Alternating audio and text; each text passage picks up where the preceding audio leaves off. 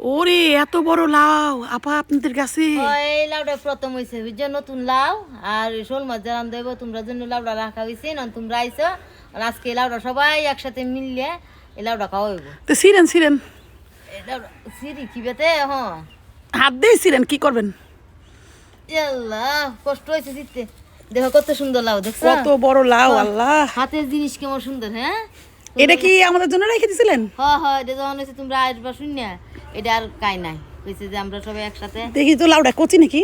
কচি না? ওরে বাবা অনেক কচি তো। এই দেখো নখটা কিভাবে ঢুকে গেছে। এই যে হ্যাঁ হ্যাঁ হ্যাঁ, শোল মাছও আছে। চলেন তাহলে রান্না করি। লাউ আর শোল কিন্তু এটা করে জন্ম থেকে এরা ভাই বোনের মতো সম্পর্ক। সম্পর্ক। এই লাউ দিয়া শোল মাছ রান্না করবো আমি। এই যে লাউ, গাছের লাউ মাত্র উঠাই নিয়ে আইলাম।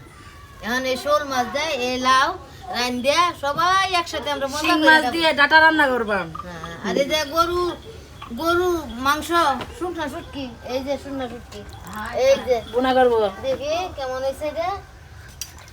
এই যে দেখো গরুর শুকনা, এই মাংসটা কি করবেন?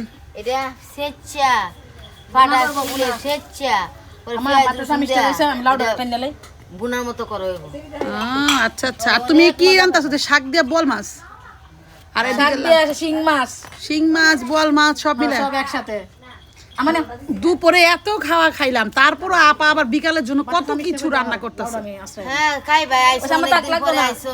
পাতা চামিচ লাগবে না। হ্যাঁ এই মাছ কিন্তু হাতে মারা মাছ, দুলাভাই কিন্তু হ্যাঁ এই পুঁজ দিয়া আর এই লাইট দিয়ে মাইরে আনছে পানি থেকে এই মাছ।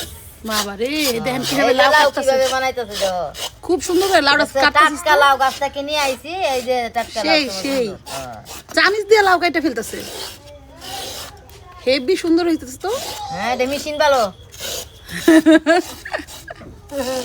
খুব সুন্দর হইতেছে, একটা আনকমন জিনিস দেখলাম আজকে। দিনটাই বেলা চারটে বেলা। আর এই যে গরু মাংস শুটকি এখন রান্না করবা না আমাদের জন্য? হ্যাঁ।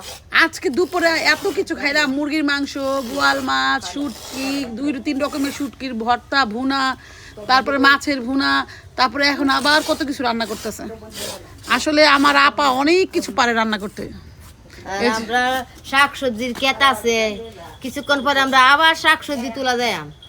ডাটা আনবাম, মূলা শাক আনবাম, পেঁয়াজে পাতা আনবাম, এই যে গুড়া আলুর পাতা আনাম, গুড়া আলুর পাতা, এই শুধু মাছ দিয়ে ট্যাংরা মাছ দিয়ে ভাগ করে খাইলে অনেক স্বাদ লাগে।